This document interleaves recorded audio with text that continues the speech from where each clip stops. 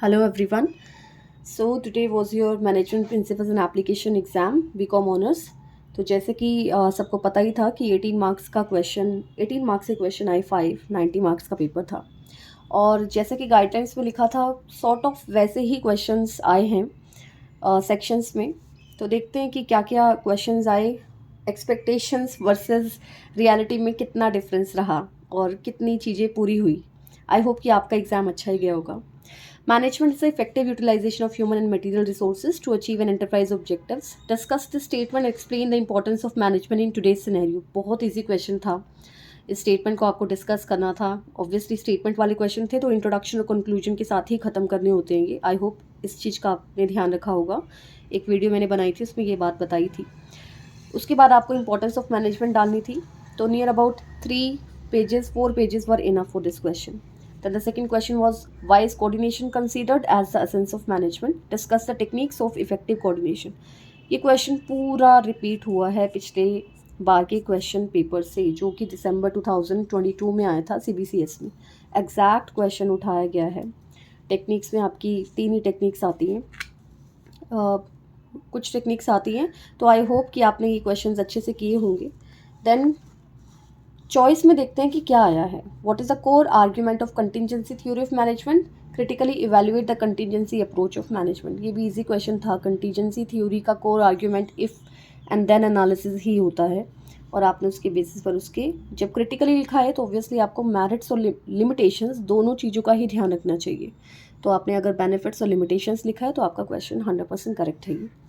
Then define Indian ethos for management. Elaborate the basic principles of Indian ethos for management. तो ये question भी काफ़ी expected था, इसके ऊपर एक वीडियो भी डाली गई थी और इंडियन इथोस के बारे में बताना था, साथ ही उसके प्रिंसिपल्स या फिर आप उसकी इंपॉर्टेंस भी साथ में कवर कर सकते थे फर्स्ट पार्ट में, डिफाइन इंडियन इथोस में। तो मुझे लगता है कि मैक्सिमम बच्चों ने फर्स्ट क्वेश्चन ही अटैम्प्ट किया होगा, सेकंड क्वेश्चन अटैम्प्ट नहीं किया होगा। कमेंट करके डालेगा आपने क्वेश्चन नंबर 1 में फर्स्ट पार्ट लिया या फिर सेकंड पार्ट लिया। तो चलिए आगे चलते हैं। नेक्स्ट क्वेश्चन कैसा था? Second question, management by objective is a comprehensive management system which integrates many key managerial activities in a systematic manner and that is consciously directed to achieve the stated objective. Explain the statement and discuss the steps involved in MBA process. Easy आया, एक तरह से statement वाला question था। MBA क्या होता है, management by objectives के इंपॉर्टेंस क्या क्या है। एक्चुअली यहाँ तो आप फीचर्स या इंपॉर्टेंस में से ही कुछ लिख पाओगे। उसके बाद discuss the steps involve in MBA process की 6-7 स्टेप्स हैं, वो सारे आपको डिफाइन करने थे। ठीक है, तो क्वेश्चन इजी था ये और एक्सपेक्टेड भी था, गाइडलाइंस में थी ये चीज़ें। सेकंड पार्ट की बात करें तो what do you understand bye Delphi approach of decision making? Explain the process of decision making in Delphi technique by giving example. मुझे लगता है ये थोड़ा सा आउट ऑफ बॉक्स आया, क्योंकि हर बार ऐसे आता था कि टेक्निक्स ऑफ डिसीजन मेकिंग, लेकिन पर्टिकुलरली एक अप्रोच के ऊपर क्वेश्चन पूछना माइट भी लोगों ने एक्सपेक्ट नहीं किया होगा ये। और 9 मार्क्स से क्वेश्चन में थोड़ा सा डिफिकल्ट लगा होगा कि कितनी सारी चीज़ें आपको लिखनी होगी। तो ये तो उसी ने अटेम्प्ट किया होगा जिसने बहुत अच्छे से सब्जेक्ट को रीड आउट किया है। इसकी चॉइस में क्या है? What do you understand by industry structure? Discuss the primary model to assess the structure of industries developed by Michael E Porter. तो ये पोर्टर्स 5 फोर्सेस एनालिसिस प्लस उसके साथ ही differentiation strategy, leadership strategy, cost leadership strategy, ये वाली strategies भी साथ में आनी थी। तो जिन्होंने ये दोनों मिलाकर ये चीज़ें लिखी हैं तो उनका आंसर करेक्ट हुआ होगा। Second, what is meso environment? Elaborate the elements of meso environment of a business firm by giving examples. Meso environment में आपके आते हैं कस्टमर, सप्लायर्स, कॉम्पिटिटर्स, ये सारे आपके मेसो एनवायरनमेंट में आते हैं। अगर किसी ने कंपनी पॉलिसीज़ या प्रोसीजर्स या एम्प्लॉयज़ इन चीज़ों के ऊपर लिखा है तो हो सकता है आपका आंसर गलत हो जाए। तो मेसो एनवायरनमेंट में आप ये चीज़ें दिखाओगी। एग्जाम्पल्स तो आप कोई भी बना सकते थे अपने आप से।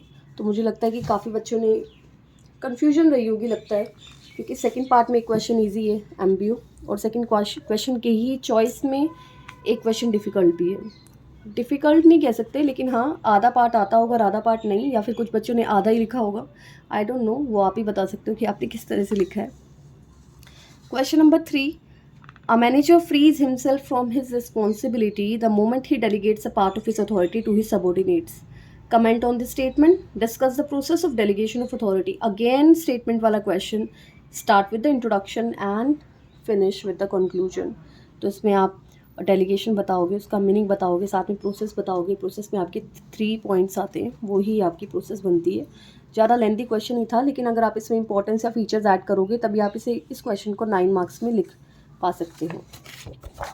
और इसकी सेकेंड पार्ट था differentiate between departmentalisation by function and departmentalisation by product, कि merits and demerits of departmentalisation by function. Easy question था, दो वी नेवर एक्सपेक्टेड, हमने एक्सपेक्ट नहीं किया था कि ये वाला क्वेश्चन, इस तरह के क्वेश्चन आएंगे, क्योंकि नॉर्मली ऐसे क्वेश्चन नहीं आ रहे थे इतने टाइम से, बट इन्होंने दिया ये क्वेश्चन और ईजी भी था। अगर एक बार भी आपने इसकी रीडिंग ली होगी तो ये क्वेश्चन बहुत ज़्यादा ईजी था।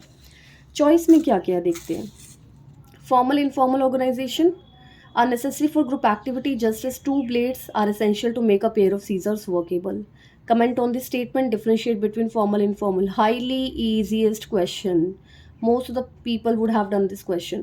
अगर जिनको उसमें से फर्स्ट क्वेश्चन में भी कुछ प्रॉब्लम थी, तो फॉर्मल इनफॉर्मल क्या होते हैं, उनकी इंपॉर्टेंस क्या है, साथ ही उनका डिफरेंस आपको बताना था। तो इंपॉर्टेंस जरूर आएगी इसमें स्टेटमेंट में, क्योंकि स्टेटमेंट वाले क्वेश्चन है start with the introduction and with the conclusion with importance, then differentiate between formal and informal organization.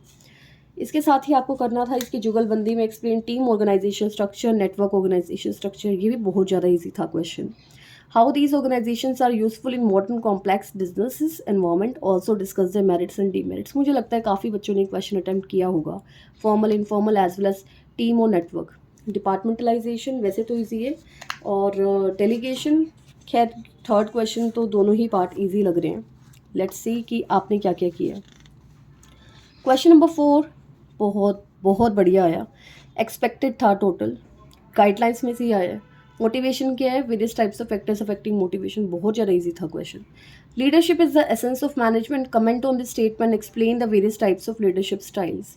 Leadership styles के ऊपर एक वीडियो भी थी, लीडरशिप की क्या इंपॉर्टेंस है मैनेजमेंट में, ये इसका आंसर है।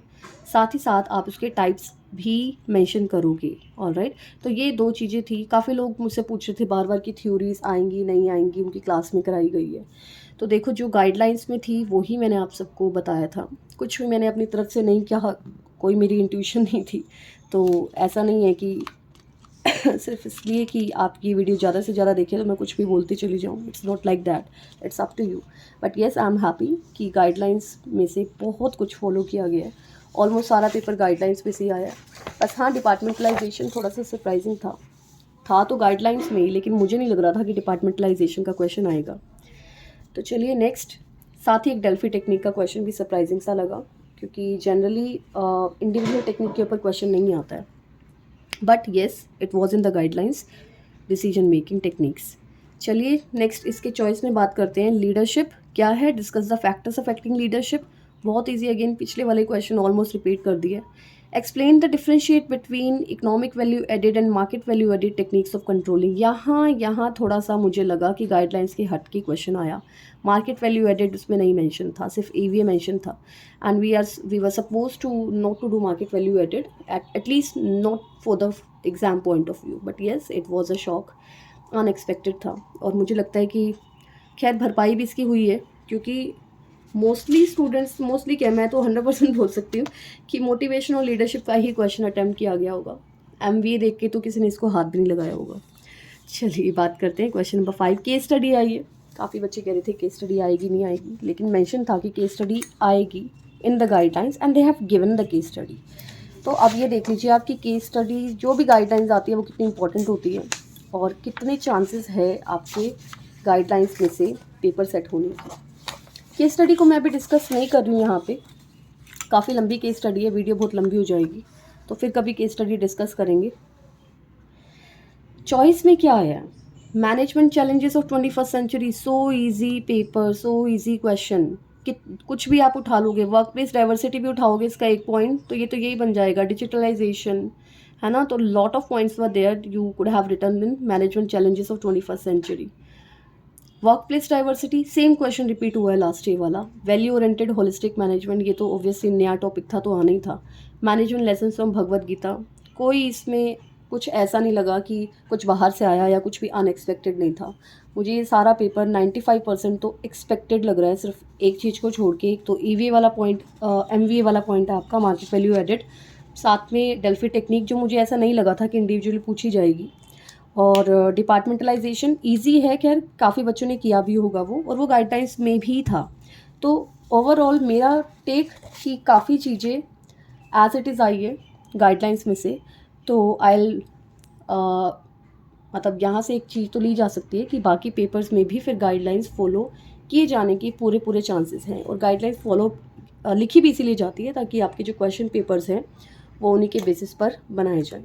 ऑलराइट, तो अगर आपने किसी भी वीडियो से कुछ भी सीखा हो, कमेंट करके ज़रूर बताइएगा कि आज का पेपर कैसा गया और आपने कौन कौन से क्वेश्चन अटेम्प्ट किए, and hope for the best for the upcoming exam also. Thank you so much.